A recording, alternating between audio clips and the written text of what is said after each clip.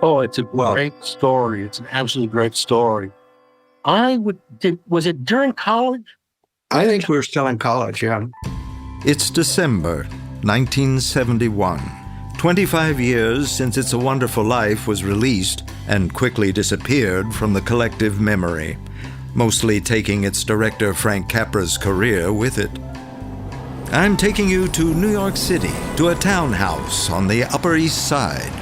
3 childhood friends reconnect while back home from college for Christmas break. Christopher Little, back from Yale, brings his sister Suzanne for dinner with David White at his parents' place. David's back from Harvard.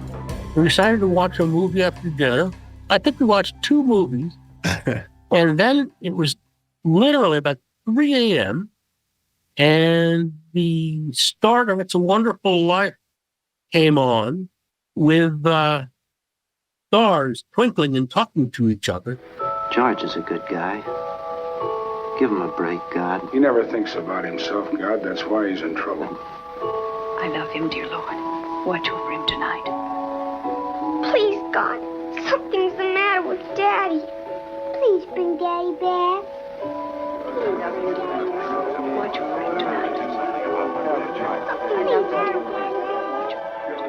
In those days, it wasn't a popular movie. It appeared perhaps once a year on some usually obscure station, not the networks. And I said, wow, this looks like a loser. I guess that's it for the evening. And Suzanne, Christopher's sister, said, no, absolutely. I've seen this movie. It is the greatest movie in the world, and we should watch it. You've been given a great gift, George. A chance to see what the world would be like without you. And that, in 1971, was the first time that we ever saw It's a Wonderful Life. At 3 in the morning during Christmas season in New York City. And we were spellbound and were absolutely enraptured by it. David and his friend Christopher would soon become part of a seemingly random series of events that would turn this lost film into an American icon. I'm taking you closer to that story now. One year we just said to ourselves, let's have a party. Yeah. And It's a Wonderful Life. And the party was born. David White again, from the very beginning of this episode. December after December, over the 1970s, Christopher Little and he hosted a group of friends and like-minded associates to watch Wonderful Life. The party often took place in Christopher's Manhattan loft in the Flatiron District, where he also kept his photography studio, a good screening room. Just out of college students, and we used to go to Astor Place liquor store in Manhattan and buy the cheapest bourbon and scotch. We had to scour TV Guide trying to find out. This is pre-Betamax, pre-VCR, and we weren't rich enough to rent a projector and rent the film. And then we would just have the party whenever it was on. The really impressive thing that struck me was that the party was an instant hit. Everybody just loved the movie, and it took off instantly and became an instant tradition that first night that we got together. And the same people came next year, and we'd add some more people. So it finally became, a crowd of about 70 people. Yeah. 60 or 70 people. There were rules. There were rules. You definitely weren't allowed to watch it at any other time than at the party. And secondly, if you missed a year, you were in pretty bad trouble. Took a couple of years to get back on the list. You'd have to beg and scrabble to get back on our list. We had to applaud when Zuzu's rose petals were found in George Bailey's pocket.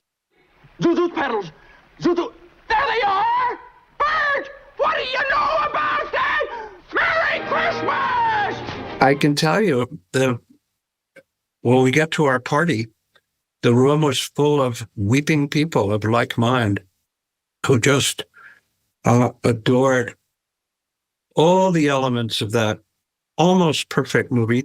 I guess you'd have to say, with all humility, it was a fairly, intellectual is not the right word, but it was a fairly bright crowd.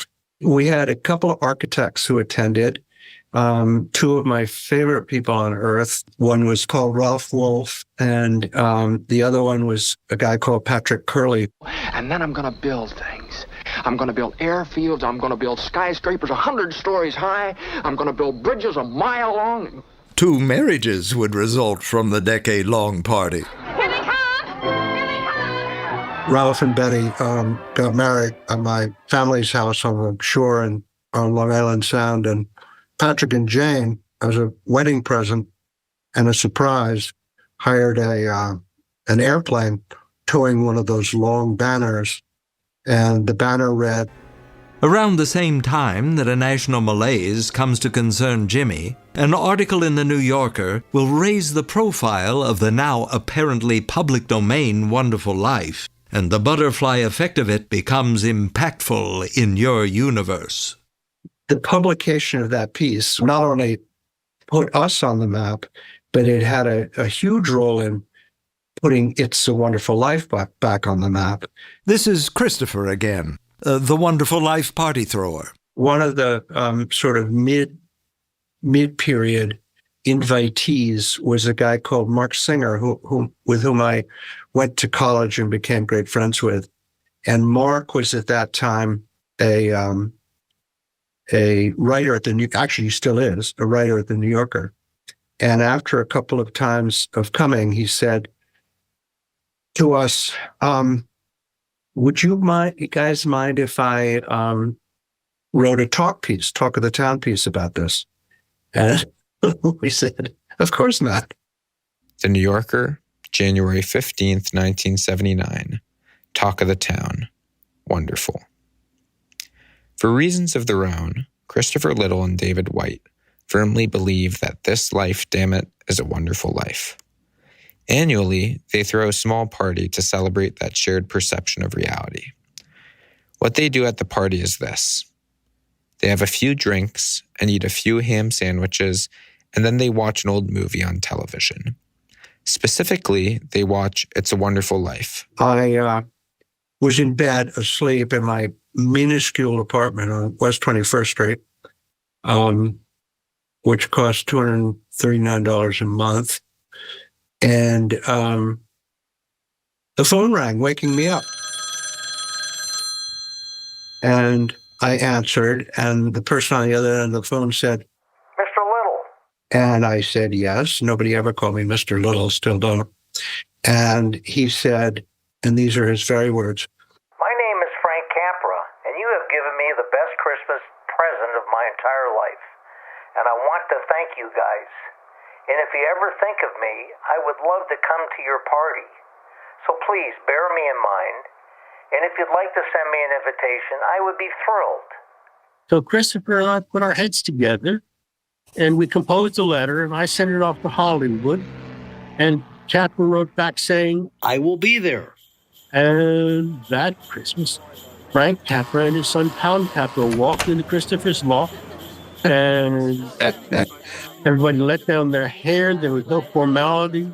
He brought with him a print, 4 reels, which he told us he'd been showing to his family ever since 1946. And one of the amazing treats was, you might call it the director's cut, because there were scenes we'd never seen.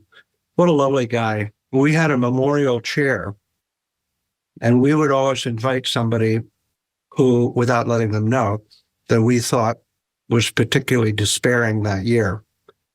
And so we would always have a special guest, and she or he never knew that they were, in fact, the special guest. I want to live again. I want to live again. I want to live again. Please, God, let me live again. I have one notion about this movie which I think should be up high, and that is it has a direct relevance to today because it centers around a suicide attempt. It's a Christmas movie, but it also centers around a suicide attempt, and we have a suicide epidemic in this country. And Clarence, an angel, is sent down from heaven to talk George out of jumping off the bridge. And he does it by a wonderful method, which is not therapy or counseling. He shows George what his life would have been like if he had never lived it and he had jumped off the bridge. And it's wonderful. It's like having suicide discussed by Mark Twain or Winslow Homer or Sinclair Lewis or Norman Rockwell. And I think it's a real issue that needs to be addressed today. And this movie addresses it with the softest, warmest love that you can imagine. We had a question and answer session. Yeah. And Christopher stood up and said, Frank has said he'd be happy to take any questions that anyone in the audience might have. And there were a lot of questions and answers. At one point, when things were kind of winding down, Frank Capra said, Oh, I just remembered a story about Lionel Barrymore. Would you like to hear it?